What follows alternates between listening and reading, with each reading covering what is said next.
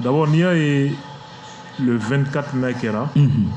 Ça veut dire que Kosigito de Fana Toumania depuis le 18 août 2020. Parce que coup d'état donc era 600. Kalo segi kononton au coffre coup d'état ore o jamana kelen kono moko kanga were yinika munde anse au Roma. Je crois que si il y a une égalité au Europe non fait mais c'est important. Ah bon?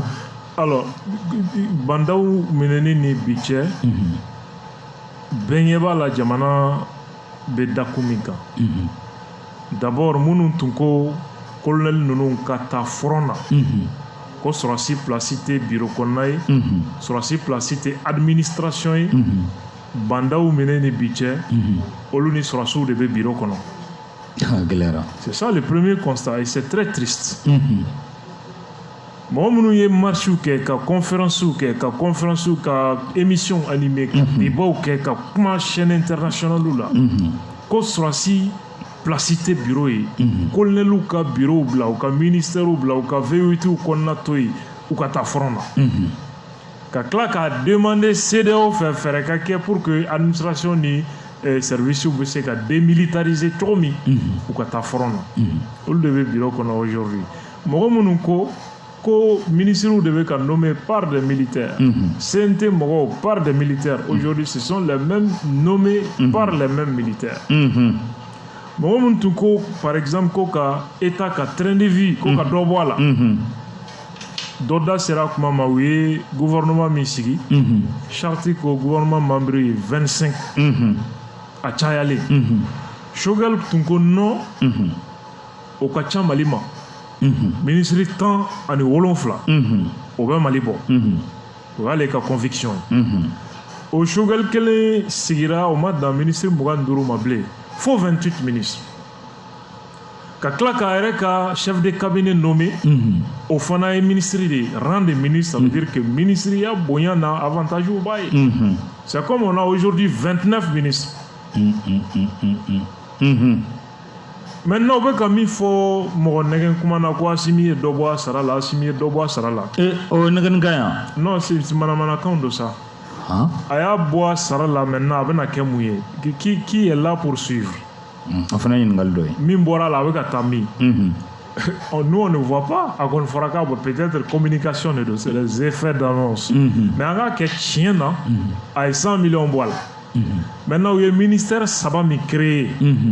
Au sabbat budget la sans kono assumé mi boîte à l'école la jema de kacha ni venait à Klijabo Rodoi justement donc en bolo mo negen comment devait sénat nous te yelemay au même moment au beka mo munu koko état 80 de vie qui a diminué au lieu de ka nini aujourd'hui ko CNT ka élargi au croit membre ka bo 121 ans ka 147 au moment où on me fera quand on sera là par mois autour de 2 millions par mois.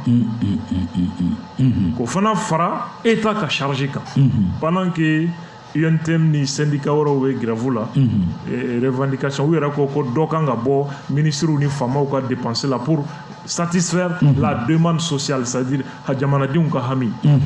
Au même moment où on fait monter colonel ou maminke au lieu de une fois à la primature. Ok. On a comment dit Paitao o ani sugar ga conseil de cabinet folloy o akawa barako anga bulisira munu fa yolu dégager kaban o ni anyo oluta bakurbala ERF jumene be aje follow yana anga do akelengele kono akunganga jumene faraka walma jumene kunganga bwala. Bon, je voudrais rebondir sur Nyang ko Katadon Assimi Mike a bien ami bo akawarla. Je crois que Assimi Ofo ko abena akeka château blanc château jo ani Dr Show. Maintenant la question que je me pose, c'est que en fait c'est de la poudre aux yeux. En fait, Femabo état qu'a chargé là, mais Assimia font un drone, comme il y a un château Jordan, dont du colonel Hachimi, donc Alé Chininya Yola, an kala n'a fɔ ko a bɛ ministre la a bɛ président la a bɛ ka château jɔ mais sinon ni a ko k'a b'a segin ka taa trésor la en ce moment ne bɛ sɔn k'a fɔ a ye État ka train diminuer État ka train ma diminuer dɛ c'est comme ɲan e bɛ 1000 di ne ma don o don ne k'a fɔ tiɲɛ na 4000 bɛ ne bɔ mais 6000 ni min kan k'o segin ma ne b'a fɔ non ne b'a to n kun peut-être sɔnni k'a don fɛn ji la n b'a don selilaga la mais fɛn ma bɔ e ka dépense la parce que don o don e b'o wari di ne ma o absolument donc Assimi bɛ campagne de kɛ ni a wari ye parce que a bɛ taa dɔgɔtɔrɔsow jɔ miliyɔn 100 a bɛ taa a tɔgɔ château jɔ k'a sɛbɛn a kan don du colonel Assimi peut-être sema wɛrɛ bɛ en filigrane a kɔnɔ an t'o dɔn mais quand même kuma de ye nin ye foyi ma bɔ État ka train de vie la Assimi ye kuma nin de fɔ a cɛ ka ɲi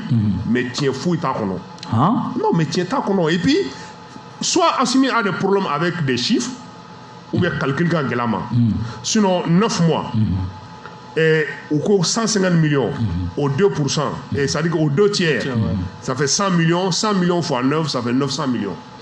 Maintenant, ni Assimi 1 milliard 800 millions, ça veut dire que Assimi est dans la logique de 18 mois.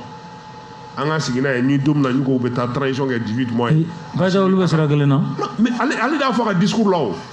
Ça fait 1 milliard 800 millions. En tant que flic. Non, moi, à ce niveau de responsabilité, nous avons flié. Non, moi, je ne comprends pas. Donc, ça veut dire qu'aujourd'hui, Assimi, c'est-à-dire que Mimou Kono, où il y a des Ngania Bo, parce que les 100 millions fois 18, ça fait 1 milliard 800 millions. Donc, Assimi est dans la logique. Ok, on a un axe prioritaire. Donc, axe prioritaire. Quand même, ne connaît Tsogel ka ay aksi minnu bɔ bon k'a fɔ sɛbɛnni cɛnin na k'a fɔ fɛn b'a jɛ fɛn t'a jɛ a bɛɛ ka ɲi nin bɛ se ka kɛ kalo tɔni in kɔnɔ oui non voilà c'est là le problème kuma nin kɔni a cɛ ka ɲi a sɛbɛn cogo ka ɲi n'i y'a ye vraiment a bɛ k'i kɔnɔ ko in yɛrɛ banna pewu Mali problème i b'i da ka sunɔgɔ i b'i wuli ka bɔ sunɔgɔ la o y'a sɔrɔ a réglé la mais an m'a daminɛ yɛrɛ an m'a daminɛ mun na parce que le problème c'est que et nous on ne sait pas le duo Assimi Tsogel ou Tananga Djamanami. Voilà moi mon problème. Moi je ne sais pas parce que Alsa et Kokelino Barakonokoi Antadon Mino. Quand ni à ton point d'obéno, Fla Benyon se soit à point là. Et aujourd'hui, Malanga Aminako Badoye accord Koui. Parce que accord à l'État qui va appliquer abna akololo ka bon faut ka fa ka bon mais au moment où Tsogel va faire relecture intelligente Assimi va faire mise en œuvre intelligente mais ces deux mots peut-être qu'entre toi quand même mais atignon seront kuma kilonté mais la méta au fait muna anga marabao ou tout clinga kuma fo et relecture avec un ou ticket qu'on nous dise. Maintenant, nous avons une lecture. Et nous, tasma folti d'adji nous. Ou quand faudra une lecture. Nous avons une lecture aujourd'hui. Et accord mimbe. Ou accord ya ere pour que ka une lecture. Comme nous ya les signes, nous bolona bla. Au lobby ka son ka une lecture. Mais puis, c'est ma plateforme à bébé gouvernement. Bon, nebolo, ni si les gens sont sincères, au accord lecture comme avec pour l'homme. Ok. Voilà, donc, ni boraye. Bon, Tsogel nana. Voilà, donc, n'y a ta globalement, n'y a ta globalement. A koni a sɛbɛn cogo ɲana a cɛ ka ɲi kuma fɔ cogo ka ɲi komi depuis Mali dara ni président min ye discours kɛ ou bien premier ministre min ye discours kɛ a bɛ k'i kɔnɔ ko problème banna mais o de ye problème daminɛnen ye. Mamadou Kane an ye Tsogel ka conseil de cabinet fɔlɔ ye a ye kuma minnu fɔ k'a fɔ baara bɛ na ɲɛsin olu ma i ye olu ye cogo di yala ni nin kɛra kɛcogo la jamana bɛ bɔ a bɛ dingɛ min kɔnɔ. Non an bɛ bɔ. An bɛ bɔ. An bɛ bɔ. N'a kɛra kɛcogo la. Non an bɛ bɔ. Fɛn t'a jɛ. Dafa ye ala ta ye a ye point tan mun ta vraiment an bɛna an da don a la kelen kelen ne bolo a bɛɛ b'a kɔnɔ parce que mɔgɔw duguna yɔrɔ yɔrɔ sariya ko kalafili ko lakana ko dɔ ka bɔ musakaw la je crois que a y'a bɛɛ don a kɔnɔ mais kuma tɛ yen nɔ moi je crois que kuma tɛ yen mars yakili b'a la 25 septembre je crois que discours là on est un record caman bâti discours là pendant le discours le 25 septembre au fond on a là c'est-à-dire les meilleurs discours des investitures des chefs d'État a bɛ compter a fɛ donc an tɛna to il faut qu'on passe à l'acte quoi vraiment an ka baara kɛ sinon mun sɛbɛnnen don a cɛ ka ɲi kosɛbɛ n'a sera ka lawaleya nka ne bɛ n yɛrɛ ɲininka kalo 8 kɔnɔ nin bɛ se ka lawaleya cogo di déjà i b'a dɔn fɛn dɔ bɛ yen an k'o tiɲɛ fɔ ɲɔgɔn ye ko bɛɛ b'a daminɛ de bolo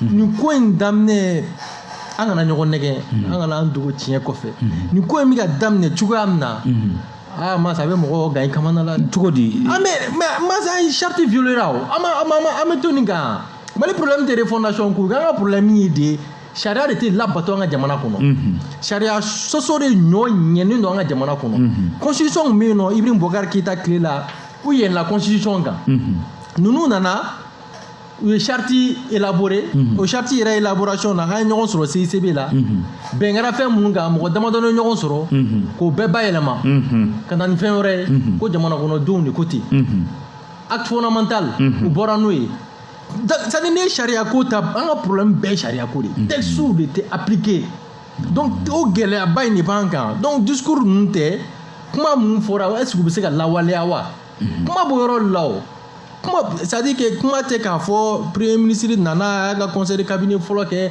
a ko k'a bɛ nin kɛ a k'a kɛ an k'a ye parce que on a perdu trop de temps depuis le 18 août mars c'est regrettable taama mɛnɛ sisi ma bɔ et puis niveau foyi la fana non justice kunda n'i ye yɔrɔ sécurité kunda dɔ de fara an ka bon ninnu yɛrɛ ko kunna an tɛ baara kɛ tuguni an bɛna an da don a la donc vraiment on a pris du retard une transition de 18 mois trop de tâtonnement bon maintenant 2 coups d'état ninnu fana nana ko rectification trajectoire in na ka rectifier dɛ moi je crois que ballon ye jɔ sɔgɔ de ka tɛmɛ likarni minnu bɛ ballontan dɔn n'i ye likarni ballon bila likarni na a ye jɔ de sɔgɔ sisan ka tɛmɛ donc jɔ yɛrɛ tɛ yen je crois que match n t'a kun dɔn tuguni a gɛlɛyara fo n'u yɛrɛ ressaisi n b'o kuma de fɔ fo n'u yɛrɛ kɛ mɔgɔ ye sa k'a lajɛ k'an bɛ gɛlɛya kɔnɔ jamana kɔnɔdenw sɛgɛnna ten la cherté de la vie bɛɛ b'o kuma la mais o kuma yɛrɛ tɛ fɔ tuguni